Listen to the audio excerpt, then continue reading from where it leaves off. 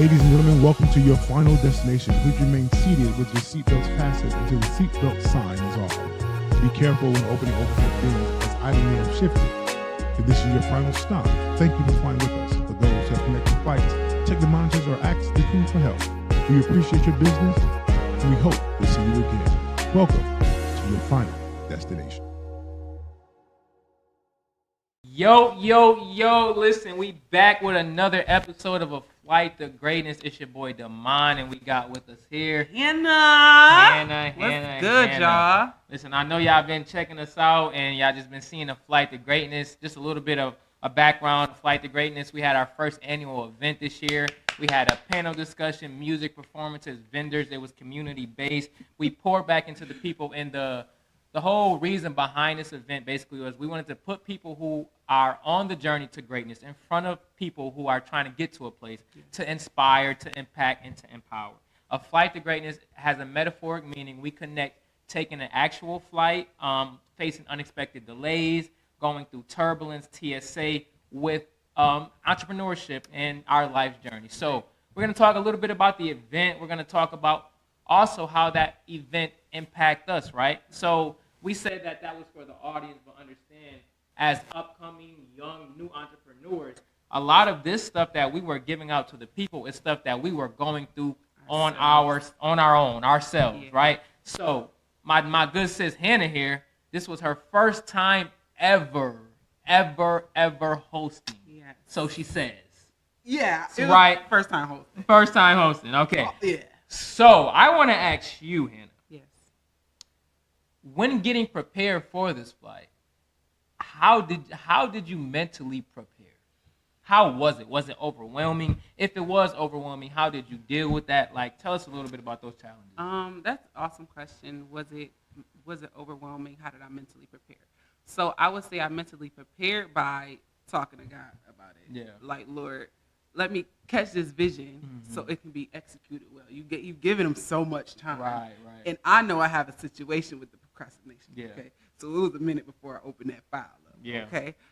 But at the same time, before I even opened the file, I was still asking God like for revelation. So ask, working out those kinks and those fears, even in the midst of it. Okay, it's gonna be people here. Right. I gotta control the show at this point. Right. That's a big role. A big role. It's new territory. So that's how I would say. Well, a portion of my process had been. Let's see. There was times where I was like, "Am I going to do this? Am I fit for the job?" Yeah. But Damon said, "The Lord gave me a dream." I'm like, okay. Obviously, he's going to get confirmation on it and stuff like that. But I'm like, I can't disappoint. I can't let down. Obviously, God had me in mind. So I said, I'm going to do it. I got to. So that's good. Yeah. That's good. And I think that's so important, like just reiterating this full circle, how we were pouring so much out to the people. And it's so easy for us to look at people sitting up on this stage and compare ourselves, thinking we're so far off. But literally every entrepreneur that you guys seen up there, they opened up about similar things that you're facing personally. Right. So it's not, to say, oh, this person is better than me, this person is at a higher level than me, but it's just, no, we're all in this together. And that's what a flight to greatness is, building that community for us to walk with one another and empower one another. So I think that's amazing. Yes. I love when Tyra Hanley, she spoke up and she said, before she spoke, she said, if anybody's nervous, just know you can do it because I'm nervous myself. Yeah. So that's just like I said, a full circle moment. Like, it's so easy to look up there at her like, oh wow, she got it. But still we all have our own personal challenges. So I think that was amazing, like seeing that. The event was great. For sure. The testimonies that's coming in, circling in, like people just saying how much they were blessed. People asking when the next one gonna be. So that's crazy. That is crazy. So as the visionary, how was the weight of this whole thing? You got it. You're sharing the vision. You're hopefully basically trusting the people who are a part of the process. You're basically trusting them to execute things well. How was the process for you? So I got a lot to say on this. I think. So I'm gonna say some things and then we're gonna break them down. But in preparation, I was good. Like literally, because I was planning this event probably 6-7 months ahead of time, right? So in the preparation aspect, I was good time management wise. But it wasn't until about a few days before the event that I actually started feeling the weight, because you get the thought: are people gonna come? Are people gonna show up? Right. I got these vendors coming out. I'm a business owner myself, Right. so I wouldn't say I hate, but going to an event, setting up, and not making money, like that's something that's going through my mind. So I'm just like, I hope that these vendors make money. I hope people show up. I hope everybody's on time. But in the same sense, what helped me with that was the being punctual on my time, just preparing. As Chad said up there, proper preparation prevents poor performance. So you write down, you put deadlines down, and you be punctual. That's very important as an entrepreneur on this journey, because it takes you don't have to be overwhelmed all the time. You know, I think we think that as entrepreneurs we're so busy and this lifestyle is meant to be so hectic. But if you're good time management, obviously stuff happens. But if you're good on time management, it's like, you know, you're good on that aspect. So it's like, do that. In the same sense, also, it is very important who you partner with on this journey.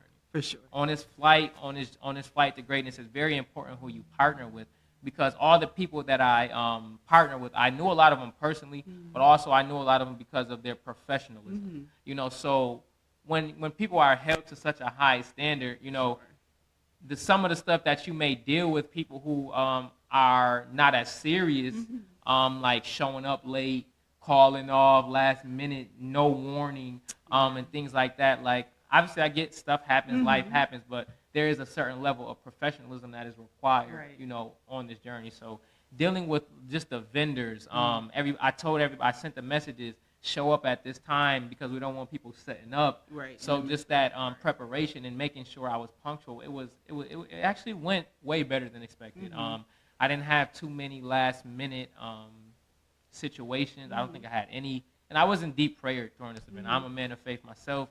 Prayer is very important. I was in deep intercession concerning this event. So I would just say the weight of it, but it wasn't peaches and cream, right? So like I said, a few days before, I was just like wrecked. But we're going to talk about that right when we get back from this break. After this break, y'all.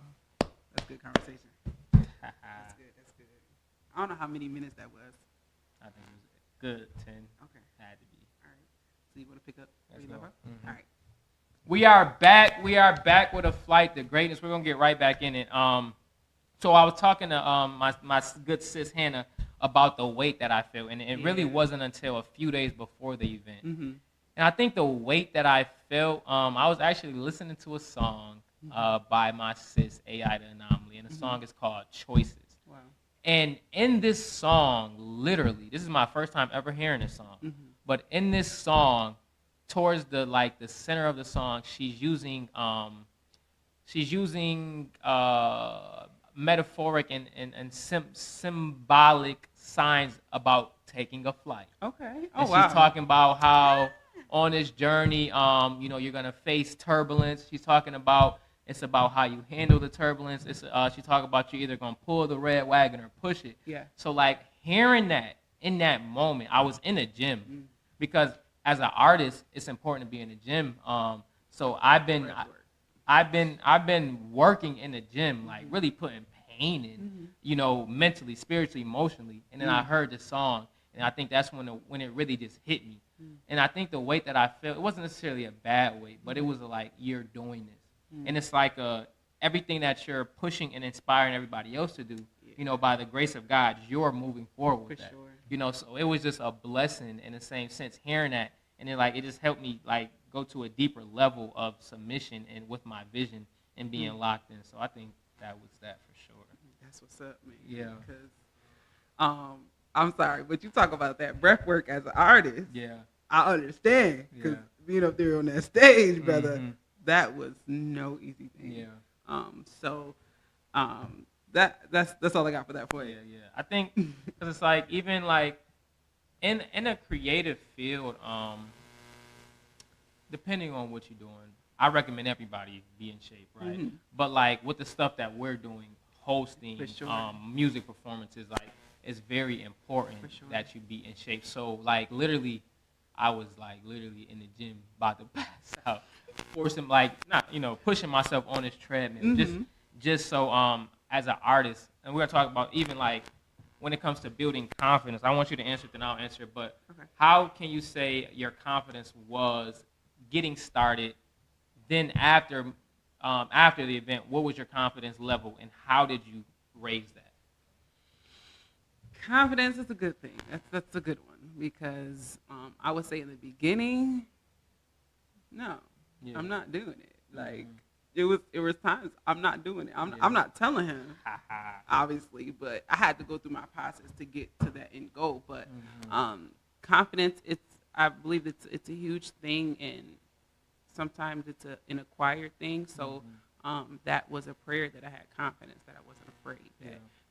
My personality came out, so, and I think I still, my personality, I still need growth in the confidence area, in different areas of my life. So as I continue to grow on the inside, it'll just, show out when I do more of these events and just continue to pursue in business and, whatever I'm in. That's good. And I think that's good because on the same sense, we know faith without works is dead, right? So you can pray all you want, for sure, but if you don't put that work in, like you talk about, to build that confidence, it's like it's dead. It's nothing. It's not. It's not. So as an artist, I pray because that's something I deal with, my confidence performing in front of people, no matter like how I may make it seem, but that is something that I struggled with for a very long time, and it was a lot of time that I was literally doing it nervous, and that is good in the same sense. But I know I can get to a level to where I'm not nervous doing it, where I'm like on a whole different level. For sure. So it's like the biggest thing that I realized that how I began to become more secure with my performances was practicing performance. Okay. And I actually went to an event where a Bills player was talking, and they asked him how does he prepare for a game, and he said before the game, he literally closes his eyes and he envisions himself on the field in front of the people. He scopes the field out. Now he's using his creativity that God has given him. He envisioning the venue, the fans screaming. He's envisioning all of this, right? And he says so once he gets on the field the next day, it's not a foreign thing to him. Oh wow. So as I'm practicing, as I'm performing, I'm in a auditorium by myself, but I'm envisioning hundreds of people in front of me. For sure. I'm in, so it's like, so now your practice is really, it's helping you build your confidence because you're not just practicing like, oh, it's just me in here so I can play around, but it's like that accountability, that standard that you hold yourself in when you know like you got God on your side, like. And God is not just God has many different characteristics, but He is a coach. He's a comforter. The Holy Spirit will help us and lead us. So when you got, like, I literally feel like I had God just on my back pushing me. Like when I wanted to go home and rest, He was like, no, I need a little bit more. Oh, wow. Give me a little more performance. Give me a little more time. So it's like it's helping you, build that, that coaching. So practice, whatever it is that you're doing, I think practice is very important in that. Yeah, that's awesome. And as you had said that, you can pray all you want, but what were the steps, right? And you shared those steps. So I remember that you was like, all right, you ready to practice? Get some runs, and I'm like, yeah. So in that process, it was like it was a shift. I'm on the stage. The only person in the auditorium is mine. Right. Out here. As awkward as it can get. It was weird, but it was like, okay, building my confidence, I have to get this thing out. Yes. But I'm excited at the same time. I became more excited when I began to practice. Yes. It became more real for me. It became it made me want to do it. It gave me a love for it. So to pursue and accomplish and execute the vision. I was up there like just screaming, but I'm excited. Like, right. Being free, So that's awesome. And that's good because even like a lot of the panelists, they talked about doing it afraid, but doing it afraid is an action. They're not saying you have to stay afraid. they're not saying every time you show up, be afraid. You know, they're saying to begin, start, do it afraid.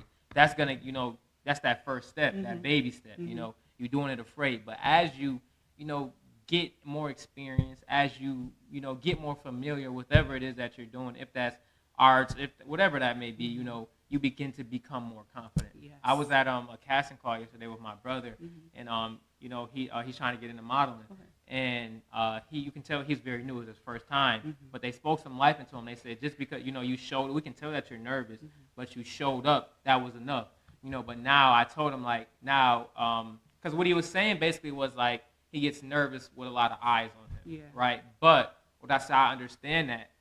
But when you know you're good at something, you don't care about how many eyes are on you. If you know you're good at something, you want everybody eyes on you. Right. You know, so it's like that, building that confidence is so important. For sure. You know, with whatever it is that you're doing, for sure. Yes. So we will be right back. Conversation is good. We is on this flight, going through the process of this event that we had, and we're just carrying it. Okay? Dissecting, okay. You know what I'm saying? So we'll see you in a minute after this commercial break.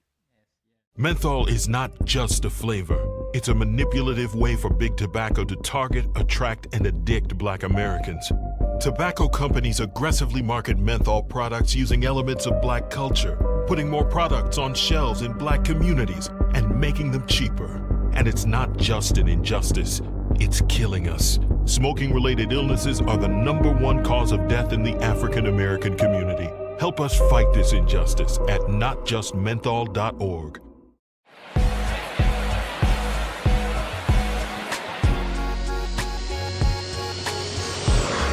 Ladies and gentlemen, welcome to your final destination. All right, and we are back to a flight to greatness, taking you through the nitty-gritty, the process, the behind the scenes. You know what I'm saying? This was a process. I clapped it, took my grill out. But we appreciate you for tuning in. Continue to stay tuned. This is not the end. But where I would like to pick up is we seen you on the news. We seen the camera people all up in the joint. Damon was on the news with, I think, Channel 4. Yeah. How was that process for you? What was that? What was going through your head? And, you know, how was that? So if you see me on the news, you know, I think I'm definitely growing. I was nervous. I'm growing with my public speaking and being on the spot. Yeah. Like, she literally pulled up like, hey, we want to interview you right here, right now. Oh, wow. I'm like, all right. So she asking me questions, and it's like you get your blank thoughts and stuff like that. But I think it was truly a blessing because they came and they didn't stay the full amount, but they stayed just enough to really capture the fullness of the event. So it just shows just how important, you know, media is, you know, the aftermath of an event. Like, I know right now I think I'm still just being, you know, after doing all of this planning and things like that. But I know I need to.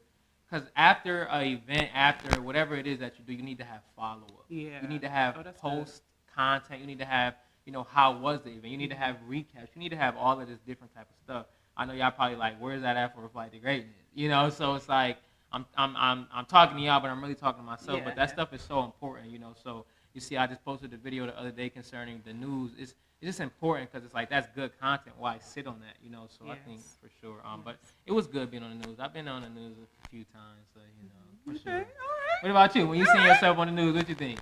I said, Lord, look at that.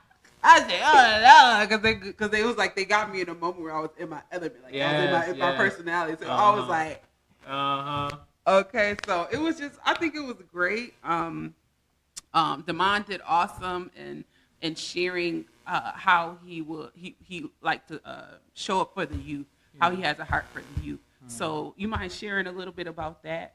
Yes. I think right now we're in a place, obviously, as where creativity is flourishing. And I think with that, we have to help mold our younger people. Yes. I know I always have been a creative, but I did not know always how to embrace that creativity because it's just something that was shunned on. It's something that you didn't have too many resources, too many outlets. You know, like as a young black boy, you have football, you have games, you have basketball. But when it comes to the creative arts, the colorful things, you know, we live in a very a homosexual culture. So he just put it out like that. The moment they see the creative, the moment they see the colors, the moment they see this, they have this negative connotation towards this stuff. But it's like, no, these kids are creative. You know, these kids just want to express what they have, what they know that they want to do, what inspires them. Just as in a kid's mind, just the different ideas, the no limitations that they have. So it's like we need to help push and mold our young people. And you can truly change the life of a young person by just letting them spend a day with you. No, that's so real. You know, like literally having them come out with you. Like I know Buffalo Fashion Runway, they had them some high school interns. So it's just like really just seeing that and really just allowing them to just see how, you know, really easy the opportunities are, because I think we be thinking that these opportunities are so hard to get. But it's like if you really get yourself out there, get your foot in the door, plus as a young people, you have, you know, they have grace on their life to where it's like you're young, people want to help you just because of that. Just because you're young. Right. Yeah. So I think it's very important. Also, I know I got a little off track, but you asked me like, with my call to the young people, I think I see myself in a lot of them. So growing up for me, I experienced a lot of I grew up on the east side of Buffalo, shootouts. I lost a lot of friends growing up, just a lot of different things. For a while, I turned to the streets, but the whole time it's like I was a creative person, you know, so I was hiding myself. I was, you know, suppressing who I truly was. I was literally a young, listen, y'all can ask the people. I had, my favorite shoes was the What the KDs. If you know the What the KDs, 2 different colors, different patterns, all type of stuff. I had socks with my face on it. I was in the basement bleaching my pants every night. Like the creativity was always there. I made my first song probably at the age of 12. The bars was a little crazy, but we ain't gonna talk about that. All right. But just the creativity was always there. That's good. You know, so it's like that should have been cultivated. That should have been, you know, pushed. That should have been embraced. So now we have to do to the young people what was not done for us. That's for sure. Because I just started being a mentor for at this youth program, and there's a young lady there. Like I literally see her in me. Like, you know what I'm saying? So I totally understand that. And she gravitated to me. I'm like, girl, what's up? Like you're my little sister. Right. But what I seen was just a hunger for some attention and love, you know what I'm saying? Because that's what I know I experienced growing up. So, you know, most times we've been through what we can, like, you know, sort of kind of provide for that next. You know? You know, we understand we didn't have it all growing up, and maybe there's another child that doesn't have it all. You know what I'm saying? So it's just awesome being able to be a representative, a leader, a mentor, a big brother, big sister, you know what I'm saying, to the next generation, even though we're still young. But we're still able to, you know, lead the next generation. So I think it's awesome. Amazing. And just creating that safe space, like, to where they just feel comfortable with being themselves. A lot of the young people are confused identity-wise. For sure. So it's like we got to help them find themselves. But that starts with just embracing them as how they are. You know, we're young. So it's like the thing about young people is no matter how old they may seem, they still have those, you know, those baby-like tendencies. Oh, so for sure. A baby will glean from you. A baby will pull from you. So as long as you're, you know, showing who you are and being confident in that, they will take those characteristics on. You know? So it just, while we're learning to be ourselves and embrace ourselves, they're also learning to do the same thing about them. So I think that's the beautiful thing about you know, being with the youth for sure. I think that needs its own episode. Oh yeah, we're gonna have to talk about that. Okay, that'd be good. Have some young people come up here. That'd be awesome for sure. Yo, we could talk about the youth young flight. Wings in Training. Wings in Training, yeah. Wings in Training. We had Mikey and we had Star. Yes. They were awesome. Yo. They are high school entrepreneurs doing their thing. You know So what I'm amazing. saying? Like, oh my God.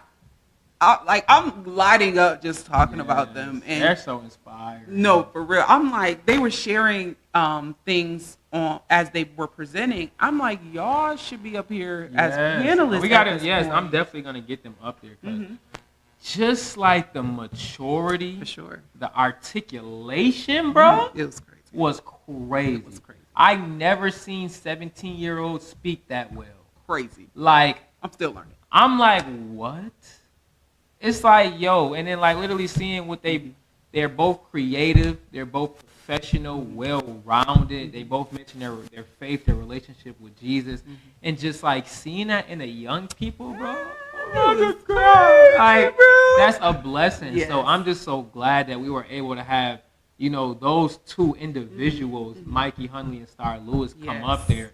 And it's so crazy how I met them both Yeah. at the same event. And I didn't think nothing of it. But Mikey, it was at Artist Fleet by Buffalo Fashion Week. I was vending there. Mikey came up to me and he was like, he wanted to buy a shirt, but he told me a little about what he was doing. He said he wanted to connect, but he was just like fresh out there. Yeah. Literally, like within the next few months, I see this man Mikey everywhere. It's crazy. Putting work. Shout out to Mikey. Shout out Mikey. And then I met Star at the same event. Okay. Her brother Jamal. Yeah, he he's was cool with people. her. He's an amazing brother. They came to my she also bought a shirt. She said, "Hey, I got this brand. Can I interview?" She pulled her camera out her pocket. She was professional. She knew her vision, what she wanted. She interviewed me. And I was that. I'm like, "Oh yeah, she's serious about her business." Yo, that's what's up. So like having those two individuals was truly amazing. Like a blessing for sure. Yes.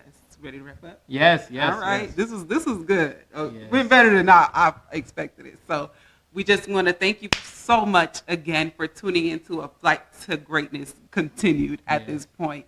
I hope you stay tuned. Continue to follow Flight to Greatness at all social media at it's Flight to Greatness. Flight to Greatness. Flight on Instagram, Flight #2 Greatness. Okay. Yes. All right. Yes. You can find us chosen_ONE2214. You can find me, I guess, at Brown Skin Network. Please follow me. Brown Skin Network. Sis got some stuff coming up. You know what I'm saying? Stay We worked on tuned. some stuff last night. That's sure. that's how. Yes, sir. All right. But we love you. Thank you so much. Support our sponsors, everybody who had a commercial. Check them out, okay? Yes. So hope to see you again. Bye-bye. Bye. Menthol is not just a flavor. It's a manipulative way for big tobacco to target, attract, and addict Black Americans. Tobacco companies aggressively market menthol products using elements of Black culture, putting more products on shelves in Black communities and making them cheaper. And it's not just an injustice, it's killing us. Smoking-related illnesses are the #1 cause of death in the African American community. Help us fight this injustice at notjustmenthol.org.